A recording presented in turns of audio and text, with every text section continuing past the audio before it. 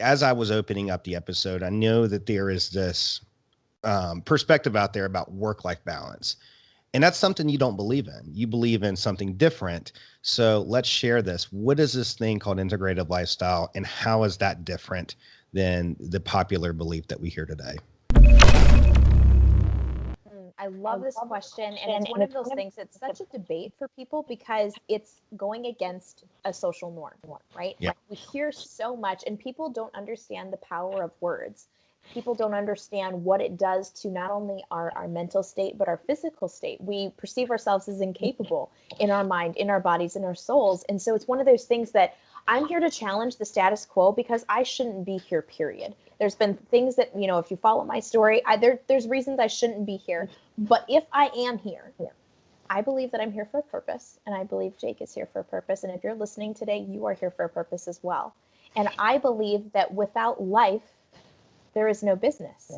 So why would we put work or business before life? Why? And I don't think we think about it because we don't take the second to stop. Like Jake said earlier, you were mentioning, how things are so fast, whether it's in the DMs, whether it's in purchasing things, it's not the shipping, it's not even shopping, it's shipping, anymore. You click it, you get it. It's not even, we don't even live in an industry where things are slow enough for us to grasp the concepts behind our words. Yeah. So if we take this step back, it's like, whoa, I never meant, and this is so funny because every conversation I've had with a business owner is like, oh, I never meant that business came before life. Oh my gosh, no, that never comes before my kids. But what are you saying? How are you responding? How are you following through with that in your life or business? How are your kids being trained to look at the entrepreneurship world through your eyes, or whether it's a 9 to 5, it doesn't matter. But most of our listeners here are business owners. Right. So how are you, and I'm very passionate about the next generation because like Jake said, we both have kids. It's so incredible, but it's one of those things. How are we being an example of our own mindsets, of our own teachings, of our own beliefs, you guys? And so for me, how I define life and business integration is life and business integration. It's intentional, it's strategic, and it's specific to my definition of success. And it's going to be different than Jake's definition of success. It's going to be different than everybody else listening here. And if it wasn't, I'd be concerned because then you wouldn't have autonomy. I want you all to ask yourselves right now as you're listening to this, what is your definition of success? Because I can tell you life and business integration, but that's going to mean something on totally different levels for you than it does for me. Some of the things that it means for me, just to give you perspective, is faith and family first and foremost, and freedom, my time. My greatest asset is my time. And the second asset is my energy to come and do podcasts, my energy to be the best mom I can be, to be the best wife, to be the badass on whatever I want to do. But I don't guard that. If I don't uphold the boundaries that I expect other people to do, then I'm actually doing everyone a disservice because I'm not living up to the potential that I was created to live up to. And like I said earlier, if you are here, your heart is beating, you have a purpose, and you hold a puzzle piece in somebody else's puzzle that's not complete without you showing up as you. So when people ask why you're passionate about it, why do we need it? Because it's not the norm anymore.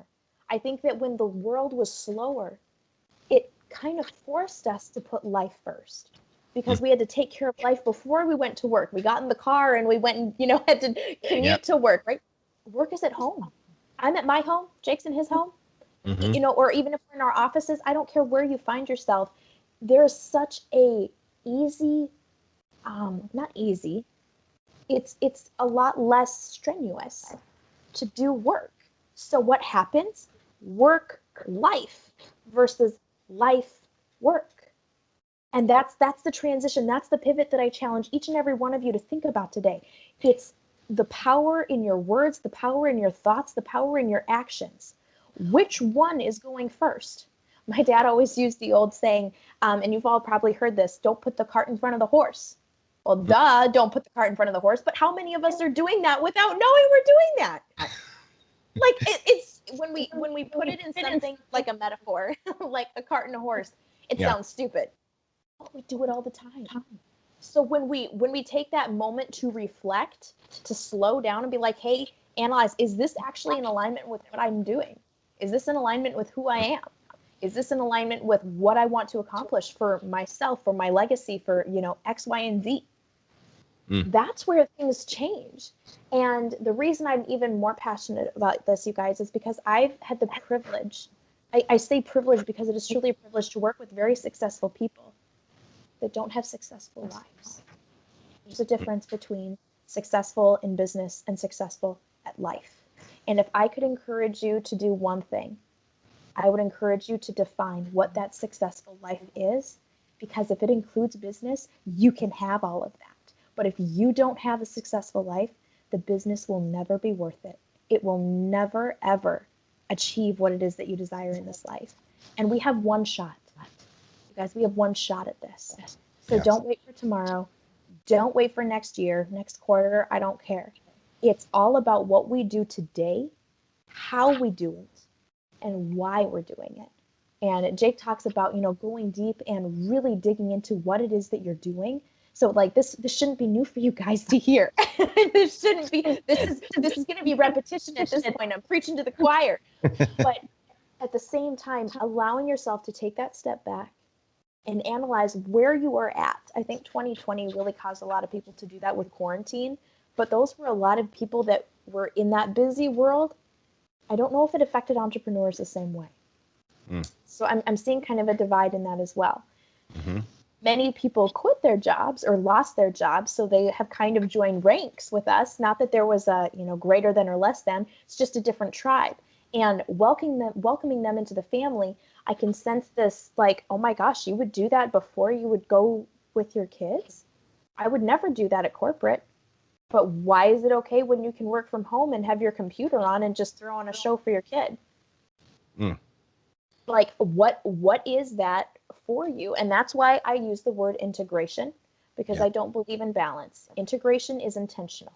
If you want something to be a part of your life, if you want to be that inclusive father, if you want to be that present mother, those are the things that you have to figure out what that is for you to create that holistic mastery of the harmony in your life and business.